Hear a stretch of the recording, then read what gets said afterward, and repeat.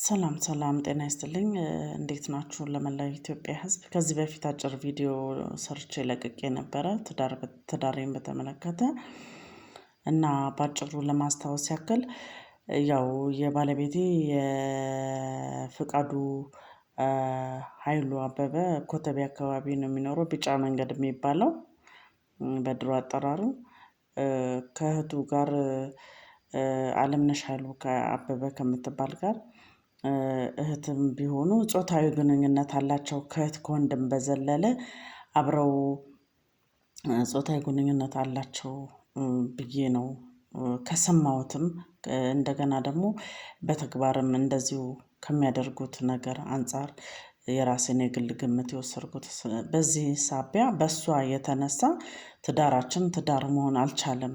ያው ከተጋባን 13 አመት ገደማ በቃ ሊሆን ነው።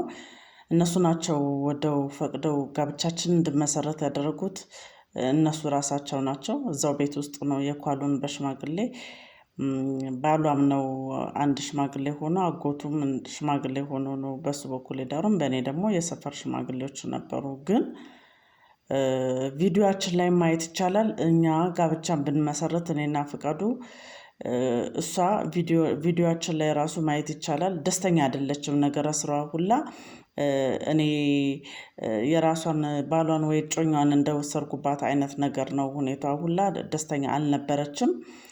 ሲቀጥል እስካሁንም ይኸው ምንም ትዳርም ለውጥ ያመጣ ነገር የለም። አሁንም ባለፈውም ለመግለጽ ሞክሬያለሁ ባሏን አረብ ሀገር ልካ እሱ ደግሞ እኔ እዛ ከነሱ ቤት ያው ቤታቸውን ተከራይቼ ከጓሮ 3 በ4 ክፍል ውስጥ ኖር ነበረ።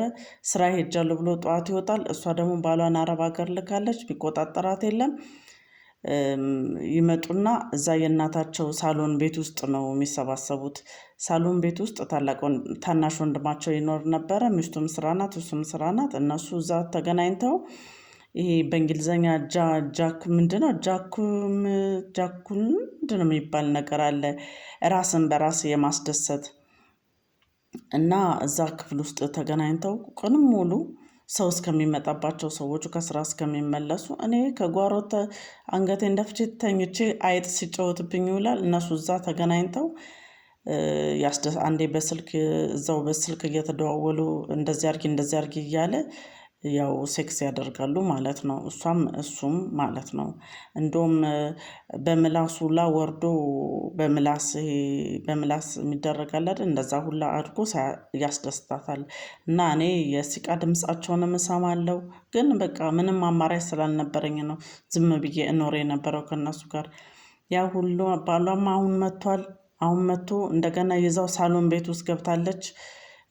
እሱም ጠቅልሎ በቃ ገብቷል ቤት ውስጥ ገብቷል። እዛ ቤት ኮምፐርሳት ሆኖ በመሃል የሚለያቸው እየኖሩ ነው አብረው እና እኔ ሮዛ ከበደ እባላለሁ የመምህራን ኮሌጅ እዛ አካባቢ ነው ቤቴ ትንሽ ወረድ ብሎ ወደ መሃል እዛው አካባቢ ላይ ነው ያለሁትኝ የነበርኩትኝ። አሁን እንኳን ራቅ ብያለሁ ከኮተቤ እና ይሄን ቪዲዮዬን እንደሰማ ሰው እንዴት የነፍስ አባትም ምንም ተናገርኩ ሽማግሌ ማስቀመጥኩ ምንም ለውጥ ሊመጣ አልቻለም።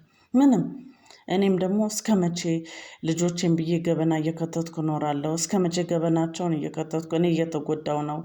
ትዳር የሚባል ነገር በቃ ስም ነው ትዳር ቀለበት አለ ወርቅ እጄ ላይ ግን ምንም ኑሮ አልኖርንም። ይሰራል ሰርቶ ሄዶ ለእሷ ነው የሚሰጠው እሷ ስጣት ስትለው ይመጣል ይሰጠኛል የሆነ ነገር ማይረባ ነገር ወይ 800 ብር ወይ 1000 ብር ወይ 2000 ብር። በአሁን ጊዜ 2000 ብር 1000 ብር 3 ልጅ ጋር የግል ትምህርት ቤት እያስተማርን ቀለብ አለ ምን አለ የማይቻል ነገር ነው። ማንም ሊያውቀው የሚችል ነው እንደዚህ ብዬ መናገር ባልችልም ማለት ነው። እና ስትለው ይሄዳል ሂድ ስትለው ይመጣል። እኔ በመሃል በሽታም እንዳይዘኝ ተሳቢ በሽታም እንዳይዘኝ ፈራው። እና ኑሮዬ ሰላም የለውም።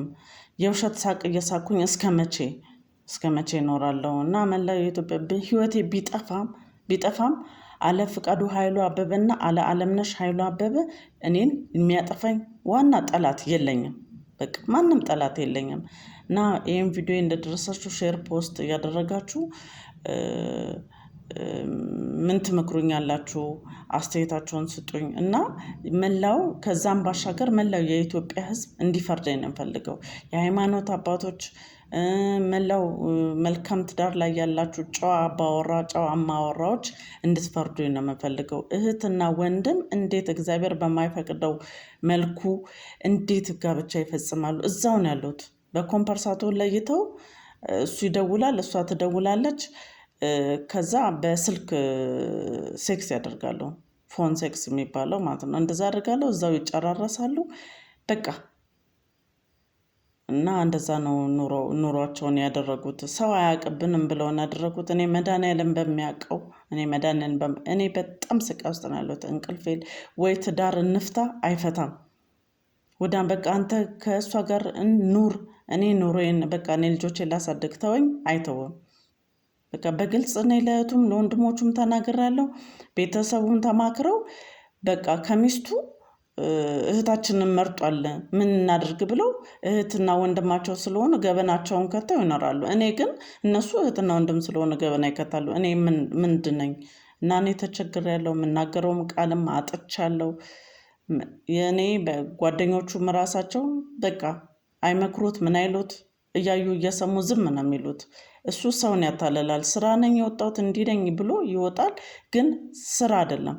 ውሎ አዳሩ እዛው ነው። ውሎ አዳሩ እኔ ከእነሱ ጋር ስኖር ቤት ኪራይ ክፈይ ሲሉኝ ከፍያለሁ። እንደዚህ በቃ ሁሉን መከራን ችዬ ኖሬ ከዛ በላይም ደግሞ ውጪ ሲሉኝም ወጥቼ ብዙ ፈተናን አሳልፌያለሁ። እሷ ከዛ ቦጋለ የሚባል ባላላት የአባቱን ስም ባላቅም ከእሱ ጋር ትጠረጥረኛለች። እኔ እሱን ሰውዬ እኔ ከአንድ ቀን ከሁለት ቀን በላይ በዚህ 13 ዓመት ውስጥ አይቼውም አላቅም። እኔ አሁን ደግሞ መንገድ ላይ ባየውም አላቀውም። እሷ የራሷን ስራ ነው ወደ እኔ የምታዞረው። እኔ እንደዚህ አይነት አመልም የለኝ። እኔ ማንም ስለ ሮዛ ማንም ሰው ስለ እኔ ባህሪ እንደዚህ የዝሙት ባህሪ ካለብኝ ማንም ሊመሰክርብኝ ይችላል። እኔም ዝሙት ባህሪ እስካሁንም ወደፊትም የለም። እንኳን ትዳር ይዤ ሳልይዝም ዝሙት ባህሪ የለብኝም። እና መላው የኢትዮጵያ ሕዝብ አደራ በዓለም ከሀገር ውስጥም ካላችሁ ከውጭም ካላችሁ እንድትነግሩኝ ማነው ምክርና ፍርዱን እንድሰጡኝ ነው የምፈልገው። በቃ ፍርድ፣ እኔ ፍትህ ከኢትዮጵያ ሕዝብ ነው የምፈልገው።